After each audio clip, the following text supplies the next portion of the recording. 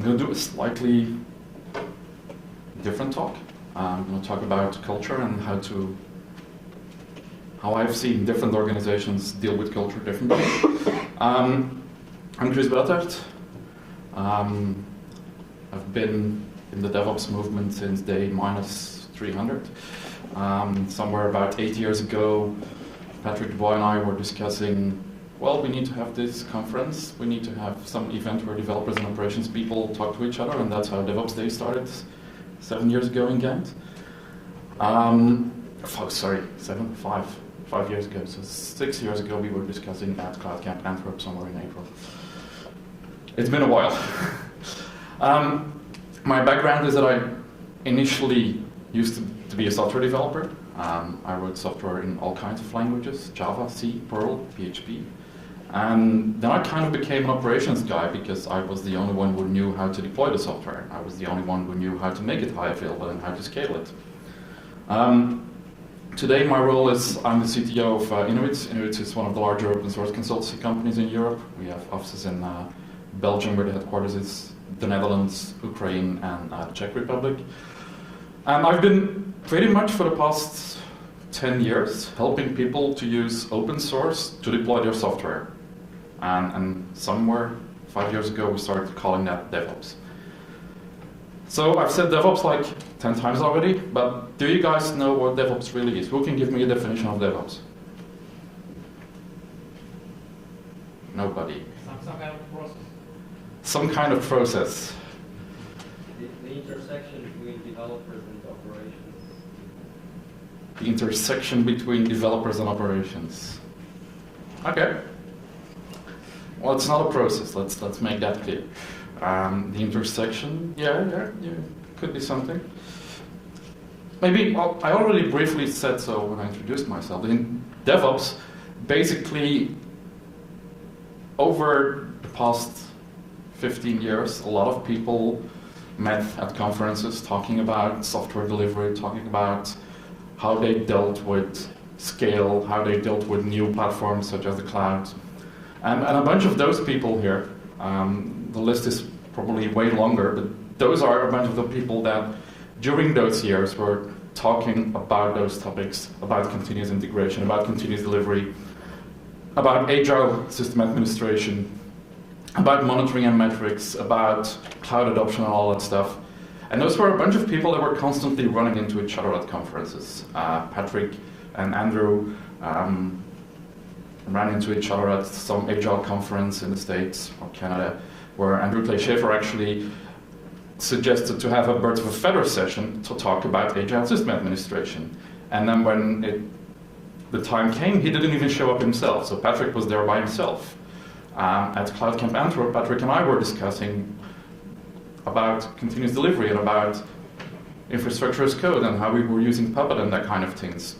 And we figured out that there was a gap between developers conferences, where a bunch of people went, and operations conferences. So that's how in October 2009 DevOps Days Ghent was started. And well, the format of that conference was that we in the morning had a couple of speakers talking about their experiences, 3-4 sessions, and then in the afternoon we had open spaces. Who knows what open spaces are? A couple of people. So open spaces basically is a forum where you get to discuss with your peers. So you have an idea, you have a topic, you have a problem or a solution to something, and you want to discuss that with somebody. And at the conference, we put up post-its, we say, this is topics we want to talk about, and lots of people gather together and talk about their actual experiences. You get one-to-one or many-to-one discussions about, well, we tried this and it didn't work, we tried doing it that way, that solved our problem this way because we had these dependencies. And that kind of interaction is something which you don't really get on a lot of events. And for a lot of the people, that was also the part where developers and operations started discussing together on how do we solve these problems? What is continuous delivery? What is monitoring and metrics at scale? And from that one event in Ghent, where about, I think we were 68 or 69 people, there were a couple of people that went back home. John Willis was there, a couple of people from the UK were there, and they figured out, hey, we need to do a similar event. So About half a year later, we had the second DevOps Days, which was in Mountain View in States. It was right after Velocity.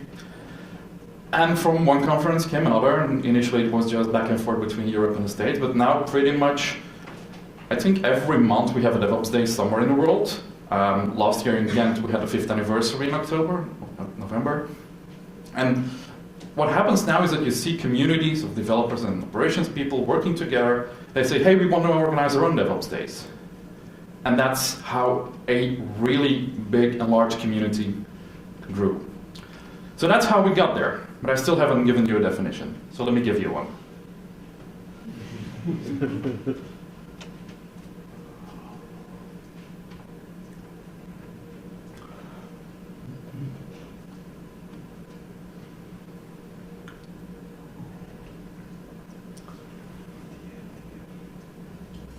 Who knows this definition?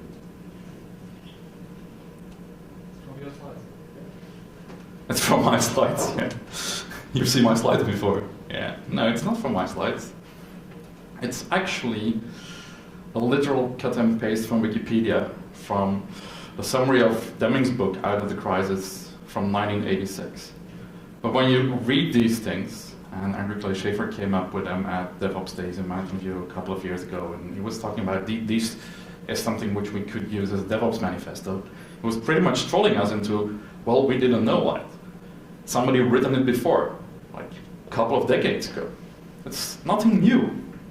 It's just common sense. That's another thing we try to do, rebrand DevOps to common sense, because that's what it is. So, DevOps is not new. But what is it then? And we have to give credit to these two gentlemen here, Damon Edwards and John Willis, who have a podcast called DevOps Cafe. And within the first couple of years, they were interviewing people who they thought were really good at doing what they consider DevOps. And after a couple of episodes, they figured out that, well, there's 4 key components in every organization that is doing DevOps, or something which they consider DevOps. And those 4 key components are the culture of the organization, the fact that they automate a lot of stuff, and pretty much for a lot of those things, automate all the things. There's a large focus on everything which is monitoring and measurement, but they also share a lot. They share their code, they share their experiences. A lot of the stuff, if not everything, is published as open source. So initially we had the CAMS keyword, and if you make an anagram of CAMS, you get a scam. So a lot of people said, hey, this is just a big scam by some vendors, which it's absolutely not. And then Jim Kim came along and he added the L there, because he figured out that there was a lot of influence from the Lean movement also. So now we have CLAMS, where we cannot transform it into a scam anymore. So the CLAMS keyword is, for a lot of people, a really good definition of DevOps. Looking at organizations, trying to figure out how they deal with all of these components. Because development and operations, this is usually still what they'll look like. It's a mud fight. It's the blame game, it's fighting, it's telling the other guys that they suck, they've done it wrong, you know it better, and they've broken stuff, or it's their fault. And that's historically so, because if you look at a lot of organizations, the developers and the operations people, they had completely different targets.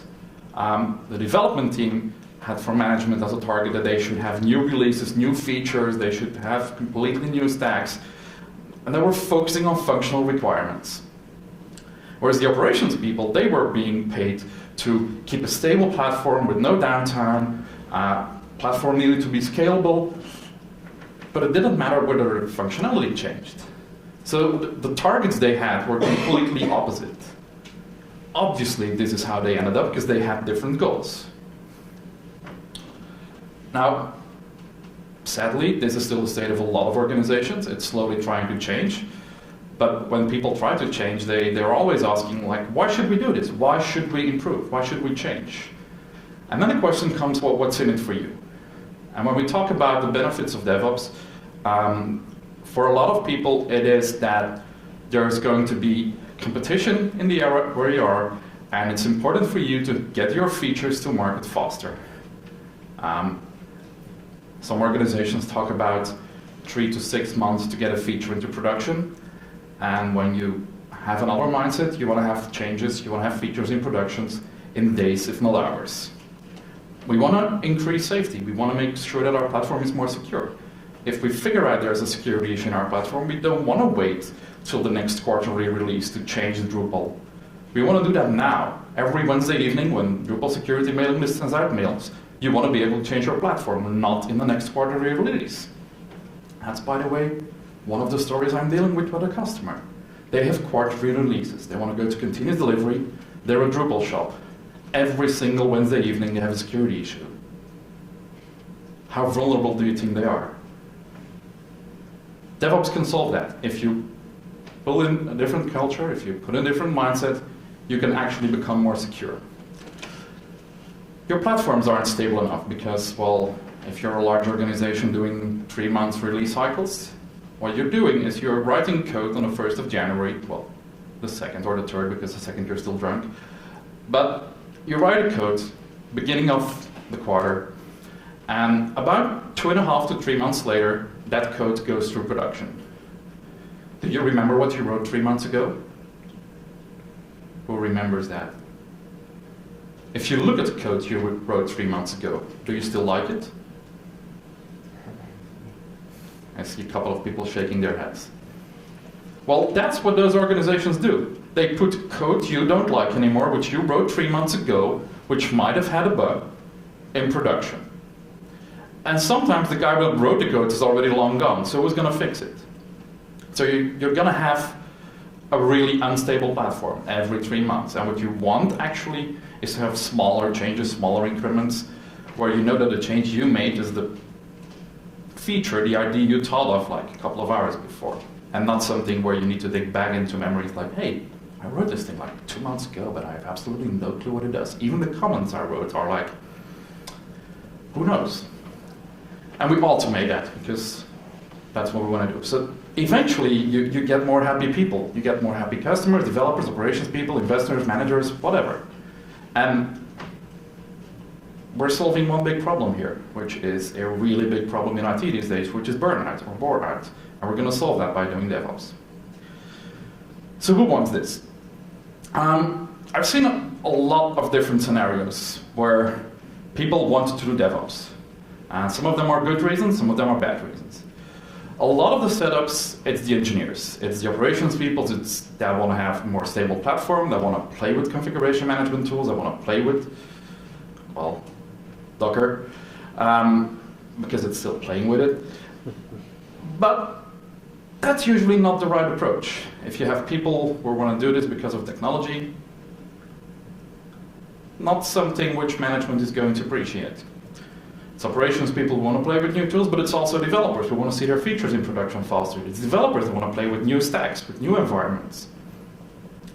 So that's one of the ways to get this done. And if you have some good use cases, you can actually make sure that you build a platform, do this, and show to your management that this way of working, automated, monitored, measured, is much better. Those operations people feel the pain, they're being paid too much, they want to have a much more stable platform. Those developers see that what they're building in production is not being used, they want to get metrics out of that. Another way is that management want change.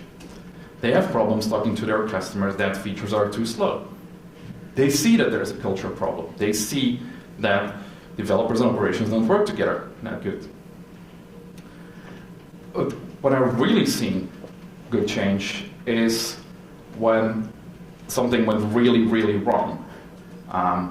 Like a really big crash which was costing the organization money because they couldn't deploy fast enough, because there was issues with the platform, because the stability of the platform wasn't good enough. And that's a really good sign when management realized, hey, the way we're currently working, that's not going to cut it. We're really going to need to change the way we work. I think at one project where we were doing, they called that, which Apollo crashed? There was an issue with an Apollo some couple of years ago. Well, the Apollo, I think it's 13, they called it the Apollo 13 incident. And they mapped it, because after that incident, it was actually, NASA was going through a huge part of re-engineering and figuring out how to make that setup and how to make that stuff more resilient. And they took that analogy and mapped that to their internal infrastructure. And the result of that big incident they had within their infrastructure was that they started building a much more resilient platform. And the last kind of who wants DevOps? Well, there's another one, the C-level management, who just wants to be hot and cool. They're playing buzzword bingo. Yeah, we're doing DevOps. Usually that's the kind of organizations where you're going to have a really hard time getting things done. Buzzword bingo, if you're in that kind of meetings, run away fast. You're not going to get a lot of change. You're not going to get a lot of actual DevOps adoption.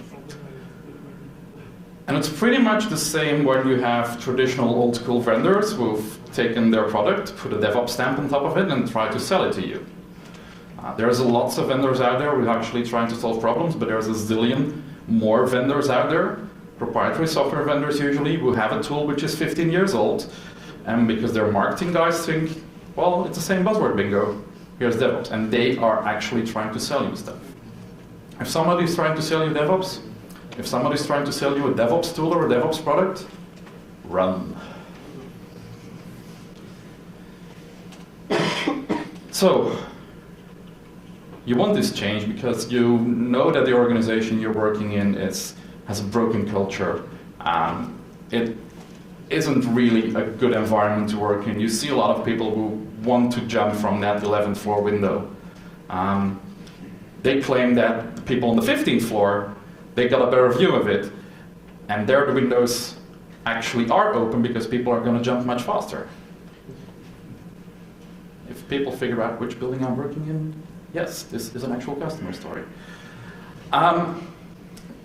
Business pressure. You want to change faster.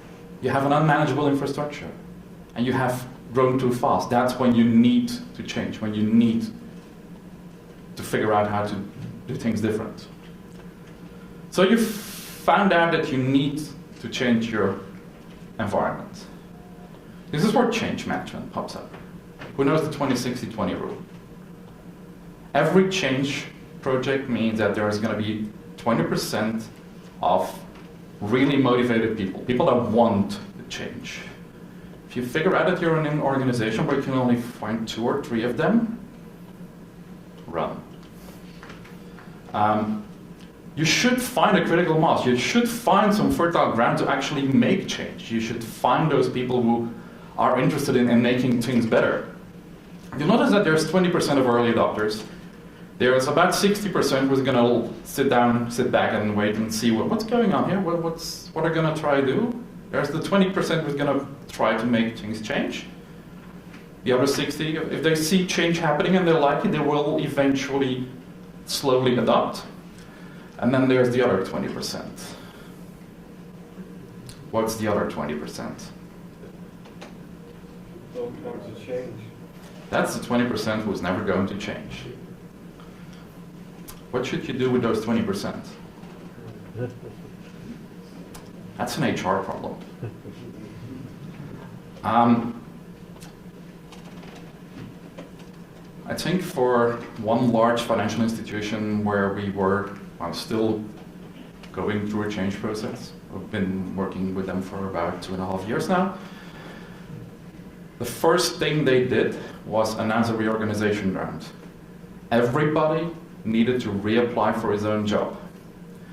And my first reaction when I arrived there trying to help them to do more DevOps type things was, this is crazy. You're creating a culture of anxiety. Nobody's going to be comfortable. Nobody's going to really want to push forward and take a risk because they all have to apply for their own jobs again. I kind of turned out pretty well because you saw during the first couple of workshops who were the people that were actually going to drive the change, who were going to take the risk because they knew they had an opportunity anyhow. If they were going to be fired, they were going to get jobs on another place. You saw those people, they just hopped up left and right, and they were the guys actually pulling action and making changes. Then you saw a large majority of people sitting there like, yeah, we're doing our job, it's fine, and you saw the 20% hiding. Guess what happened to those 20%? The guys hiding in the back of the room or the guys actually walking out of the first couple of workshops. This was the middle management with no clue that got promoted. You guys know the Peter principle?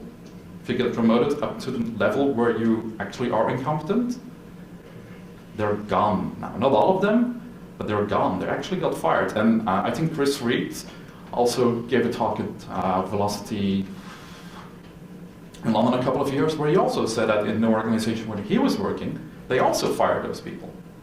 So that 20%, you need to deal with them initially, but eventually they'll be gone. So change management in a DevOps adoption track is really crucial. But it's also important to set your goals. And I see a lot of organizations start going to their community and say, we're going to do DevOps. So yeah, what are you going to do? Are you going to do infrastructure as code? Are you going to do continuous delivery? Are you going to do continuous deployment? Are you actually going to try to work Agile? Are you ready to do this? Because if you go to your developer and say, hey, we're going to do continuous delivery, but your operations people are like, but we don't have repositories, we don't have infrastructure as code, you don't even have a Git server, we don't have a continuous integration framework. You can tell to your developers that they're going to do continuous delivery, but there's nothing is in place. It's going to take a while for your organization to catch up. And remember, back in the days, operations people were the ones pushing back like, whoa, no, we're not going to put this in production because it's not ready. Oh, security. And by just going straight to your community and saying, hey, we're going to do continuous delivery as of May 1st, guess what? Operations is going to go like, whoa, we're not ready. You're going to need to do this together. Your team needs to be ready. You need to prepare some things. And it's not just figuring out what your goals are. You really need to solve and find the pain points, because that's how you get people engaged. You need to figure out, what are the developers complaining about? We're doing builds, they're slow. We don't have environments. We cannot deploy to a test environment because we don't have the machines available. And the operations people are, well, we get these artifacts from development, but sometimes it's a WAR file, sometimes it's a full Tomcat, sometimes it's a Ruby application. There's no consistency. We don't know how to deploy it. It's constantly different. Oh, and by the way, we don't have any log files, or when we do have log files, they're in full verbose. And then management is complaining about something completely different. So you need to figure out, in order to find those early adopters, what the different people have pain with, and try to solve those pains. So let me give you a spoiler. The problem you're having is most probably not technical. It's most probably broken management. One of the first things is, are you speaking the same language? Are the people that are giving you a job talking the same language as you are? Are your developers speaking the same language as you are? Because from my point of view as an operations person, I want to have one unique artifact which goes to a pipeline which is being deployed. For me, that artifact is a Debian package or an RPM. For the developer over there, it's a WAR file. We talk about an artifact, but it's not the same thing. When we talk about version control, or we talk about configuration management, people who have been living in the ITIL world, configuration management is something completely different than what we today look from a DevOps community as configuration management. For them it's, I don't even know what it is anymore, but for us it's Puppet, it's Chef, it's Evengine, it's that kind of things. And for ITIL people, it's something completely different. Continuous delivery, continuous deployment. Are we talking about the same thing? I was working with a customer a couple of months ago, and they wanted to do continuous deployment. But there was no way they're going to touch production. How do you plan on doing this? You're going to continuously delivering software, continuously deploying it on your platform, but you don't want to touch production. What do you want to do then? Yeah, okay. So we want to do continuous delivery then. But on April 1st, there's going to be a code freeze. Really? Are we really talking about the same thing here? So, well, no, well, for that project you can ask an exception, but we always ask exceptions, and then why are you putting in place a code freeze? If you're trying to achieve continuous delivery, why do you put in place a code freeze? Agile is probably one of the biggest misconceptions between management and development and operations. A lot of organizations that claim to be agile are actually still doing waterfall. They plan up ahead 3 months, quarter ahead. These are the features we're going to deliver the next quarter. Because that's agile, right? And then the developers work in 2-week sprints. But their management has decided on the features they need to deliver within the next 3 months. And management calls that agile. There's a name for that. It's watermill. Look it up. I see a couple of people laughing. I can imagine this is actually what a lot of organizations still call agile. This is not agile. People think that when they're doing scrums, they're running agile. But you need to align the business to the development process. If the business thinks in 6 months deliveries, and you're thinking delivering features at the end of a sprint, it's going to be different. If you're thinking about, we're going to do 1 sprint development and then 1 sprint testing, that's going to be problems. And it's not because you are doing some kind of agile that you need to do scrums. For a lot of teams, operational teams, people with a lot of interrupts, Kanban might be much better than actually doing scrums. You have the difference where when a team commits to within the next 2 weeks, we have this bunch of work and we think that this is something we can actually deliver on. They commit for 2 weeks. They have a time limit in which they commit their workload. But an operations team, well, hey, Amazon just lost the data center. Hey, that disk flooded. By the way, we're having issues with the queuing system there, and there's a lot of messages on the queue, and they're constantly being distracted by stuff. Things they cannot plan. They cannot confirm or promise that within the next 3 weeks they're actually going to deliver such and such features, because the day before they deliver everything, there's going to be some construction worker cutting the cable in front of the door, and they won't have internet, and they need to fix that first. And they slip their deadlines. What they can commit to, however, is that they have a limited number of resources. They can limit what their work in progress is, and then they can negotiate, look, what are the priorities here, and they can prove by using Kanban that the workload is visible, and that they have a problem in the flow because they depend on other parties. And it's completely different approach, but you can make the workload visible. You can figure out that, you just said this morning, it's about the flow, not only in delivering software, but it's also the flow that people work with. So now we got agile teams, and you're including the operations people in the agile teams. You got a DevOps team now, right?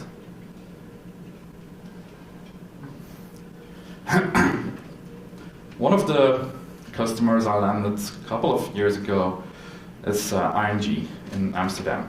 And I was giving a talk similar to this one about culture adoption, and one of my slides there was do not call a DevOps team. And after that talk, somebody came up to me and said, we have like 160 of them. They just had 160 teams. And what they assumed it was operations, it wasn't even operations. It actually took me 1.5 years to find the first operations person in that organization, somebody who really was doing operations work. DevOps is not a job title. If you have some title saying you're a DevOps engineer,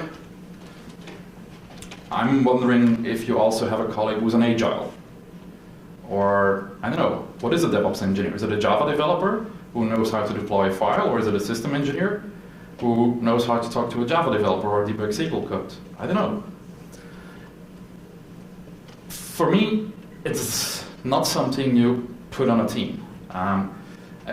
I've seen a lot of organizations, and it's starting to become, sadly, a trend, where they've actually created a new silo.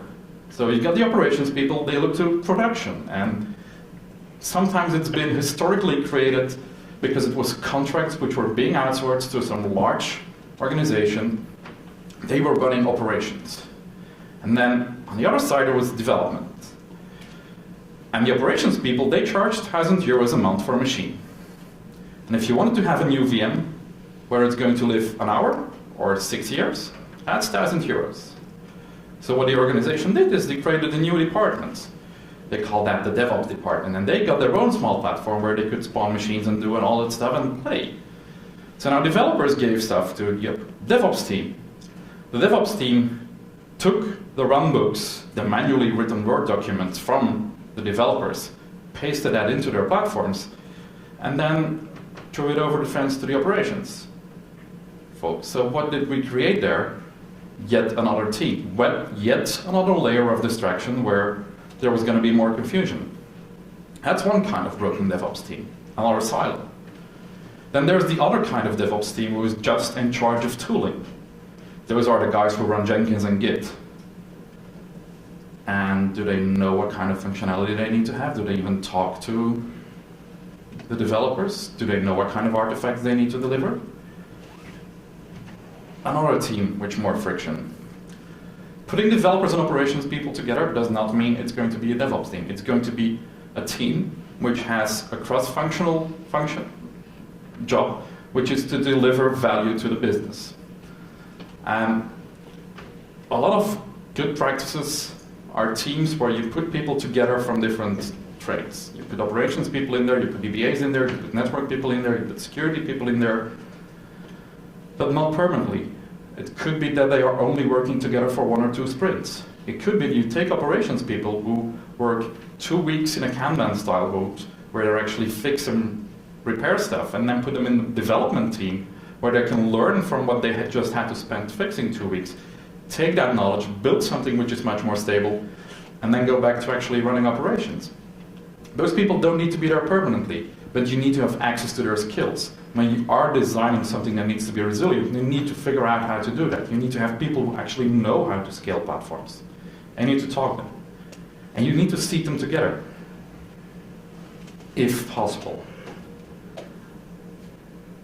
The worst argument I had this year was a government organization who said, we cannot seat the operations people and the developers together because the air quality in the building. They're putting in air conditioning right now.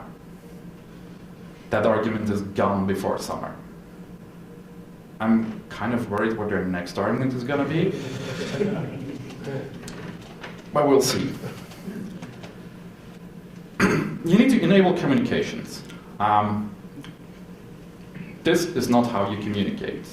You need to get Hangouts in place, you need to get chats in place, you need to get formal and informal channels in there. But this is not how you communicate, this is how you hide. Nobody's asking me yet, how about remote teams?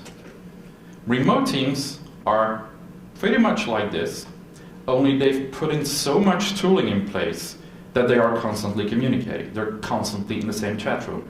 They're doing Hangouts, they're doing video conference and live. I mean, we have remote teams in Prague and in Kiev, and every moment that there's somebody in the office in Prague, there's a constant video conference going on with the other offices. They're looking at each other as if they would be sitting right next to each other. Those are remote people, and if there's somebody's working from home, you can just join the discussion. They're going to be there. There's much better communication between those people than this. But there was also bad communication. There's the BackChannel. There's the people who are at the office versus people who are working remote. Because at the office, they talk the water cooler and they talk about politics, about office politics. You need to figure out who's in charge, if there is somebody in charge. If it's really a team decision, if it's really a team who's doing things, there's nobody in charge.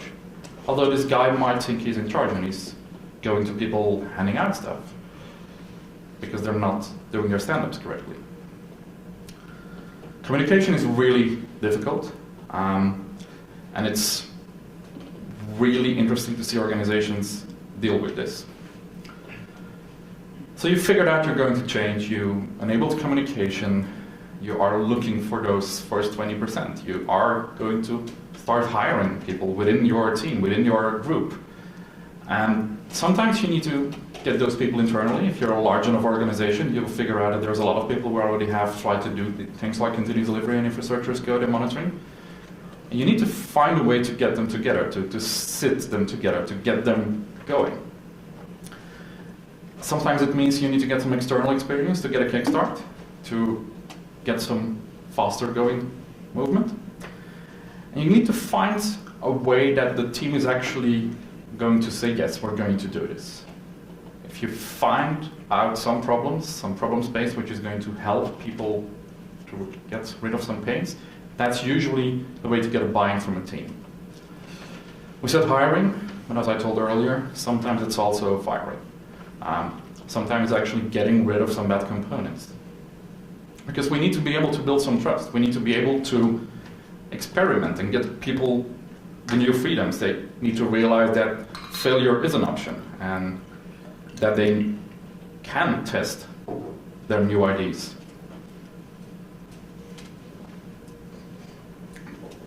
That's why we build development platforms. That's why we build test platforms before we go through production.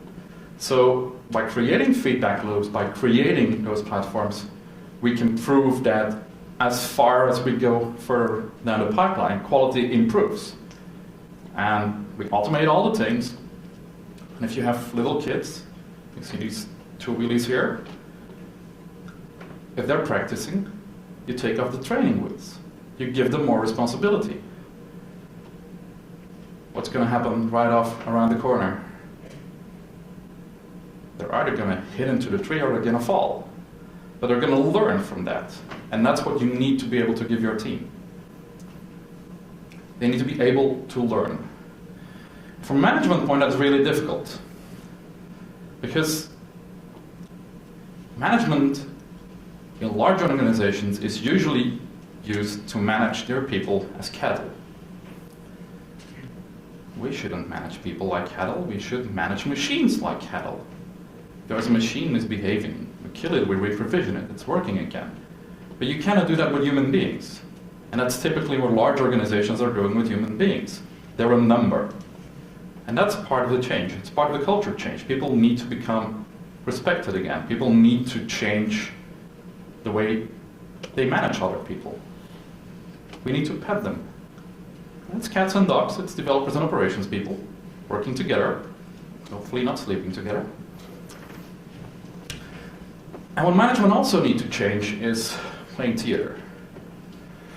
A lot of the stuff, if you look at float analysis, if you look at stream mapping, a lot of the stuff large organizations have put in place is a lot of theater. Security theater. Hey, we've got all these rules, but, well, doesn't care if people have signed 5 or 25 papers, and if you have that guy can only log on to development, that guy has the credentials to go on production. If you've got post-its placed all over the place and everybody logs on with everybody else's account, because otherwise you cannot get work done. Rotating passwords every 3 weeks. Sure, then people actually will insist on writing them down because they cannot keep up with the changes anymore.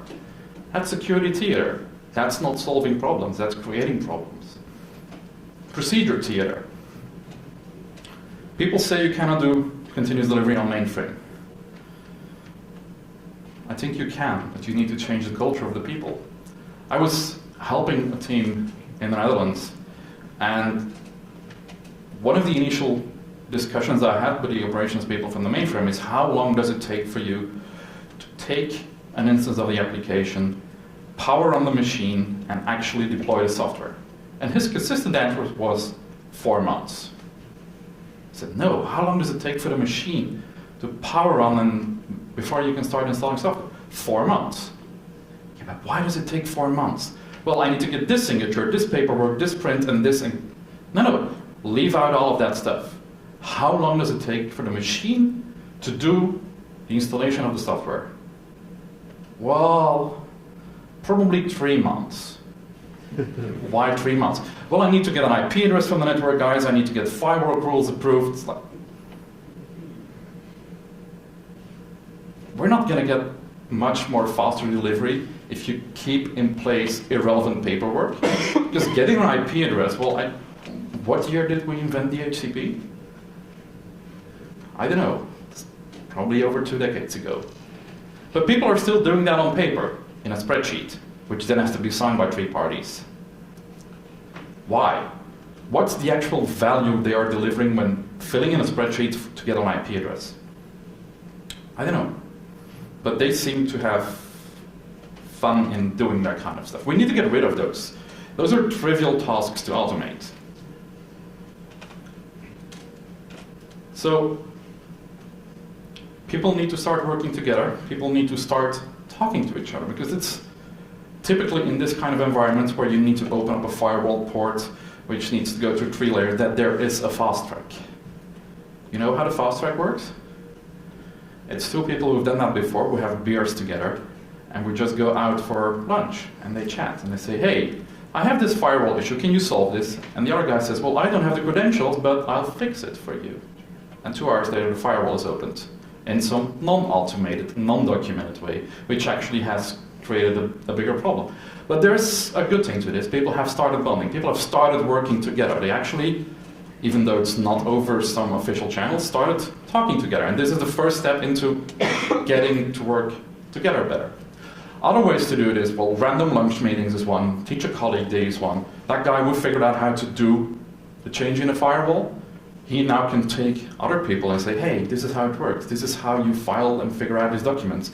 And then eventually one guy is going to come along and says, look, I found this tool called Puppet, and I manage the firewalls on these platforms with that tool, and hey, you should look at it. And people start realizing, hey, this is how it does work. I can now actually, in version control, a change of code which is going to result into a firewall change rules, which have been implemented. It's auditable, it's controllable, I can see who made a change, and it's reproducible. This is much better than the paperwork we just did, and it's 5 minutes work, because they teach somebody. In large organizations, what I try to do is actually organize internal DevOps days. At events like this, there's a good chance that there's 5 people from the same organization who've never talked to each other.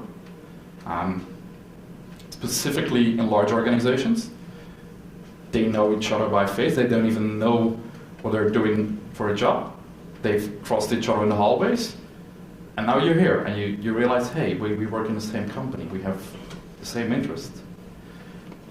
But they cannot discuss in public all the internal details of their organization. Specifically if you're talking in banks or government, that's difficult.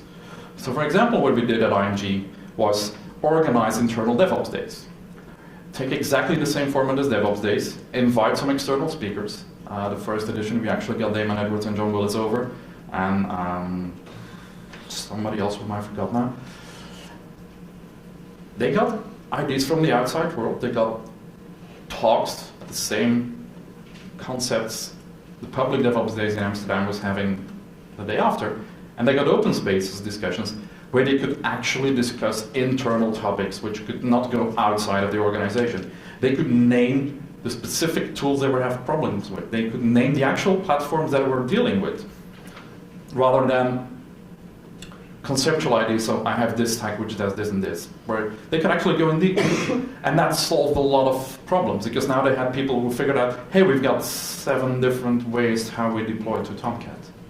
And they could start discussing how to make this more uniform. They start organizing hack days, like, look, you've got 1 day, build something. It doesn't have to be directly value for the organization, but you'd see actual engineers starting to like their job again. Both inside and outside the office. I mean, the best thing you can see is an old school engineer who was really reluctant for change, and see him change. See him actually pop up at a sprint demo and explain why the way they're working now is much better than the way they used before. So there's a bunch of myths regarding change and regarding DevOps adoption. Some people have started calling this enterprise DevOps, because they think that because enterprise organizations are different than startups, and they call startups the unicorns, you need to do things different. Other people say, well, you cannot change large organizations. Well, I think it depends. I've seen change happen in large organizations. It's just going to take much slower. It's going to have you much more work to do. It's going to take a lot more effort because there's more people involved. Sure, this is a people problem. A small organization with a team of like 100 people in development, you can probably take their applications, their stack, and go to continuous delivery and go to infrastructure as code within a 3 to 6 month time span. If you're talking about a 3,000 people IT environment, it's going to take you more than 2 to 3 years because there's so many different components you need to take. But it is possible if there's some fertile ground for change. And that's usually the problem. One of my colleagues says that it's a generation gap, that it depends on how old the CIO or the CTO is. If the guy in charge went to university and had internet there, you're going to have change. If he's older than that, you won't have change. That's his theory. And I kind of think he's right, because all the cases I've seen so far, that's kind of the threshold. It's like guys my age who have been playing with Linux 3 minutes or 3/4? Oh, 3 minutes. Okay. What do you want, Kris? 3 minutes is fine. So that's the change. You can get change if you have the right people in place. Some people say it's not about the tools. I beg to differ. I think the wrong tools will absolutely block you. If you have a set of monolithic proprietary tools which won't allow you to change, you're not going to go fast. If you have the wrong tool to do continuous delivery, you're not going to go fast. If you have the right tool, the tool will enhance your culture. If you have open source embedded in your organization, you're going to have a much better chance at actually changing. It's not about which tools, it's not about using tool X or Y, but it's about having the flexibility to change and to use the tool you want. If management says you're going to use tool A, B, and C, you're probably going to be stuck. If you get the freedom to choose tools you prefer, you're going to have luck. So this was a really big part about culture.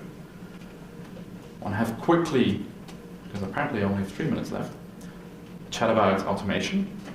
I actually talked already about continuous delivery versus continuous deployment. To me, DevOps is more than continuous delivery. You can do continuous delivery completely automated with no culture change. And you're still going to have a screwed environment. It's also not about how many times a day you deploy. It's not about a metric which you need to win.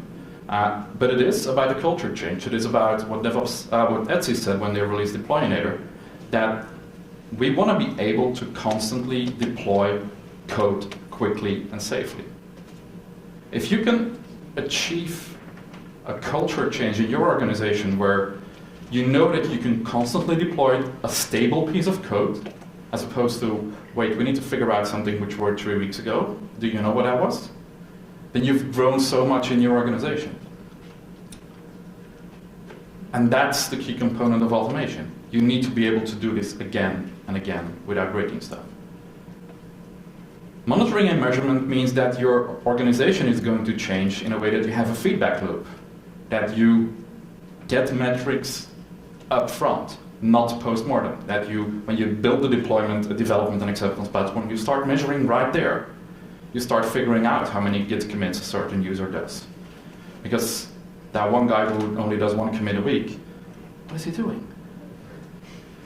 Why do you get so many IOPS on your database in development and not in production? You need to get that feedback loop in there, and that's what a culture change is about. You need to make visible that some pieces you spent 3 months developing on actually are not being used by anybody. What was the 4th letter? The 4th letter? That was the 5th. The S. S is about sharing. And this is one more small story. People start building dashboards. They have self-service metrics. And they start putting up those dashboards all over the place. Who has dashboards? Who has them all over the place? Can you go to a random person in your organization, pointing to a dashboard, and ask him what's on the board? Ask what's on the x-axis. Half of the people you put a dashboard on probably won't know. They have dashboards, they have metrics, they have absolutely no clue what they mean. These are the wrong kind of metrics.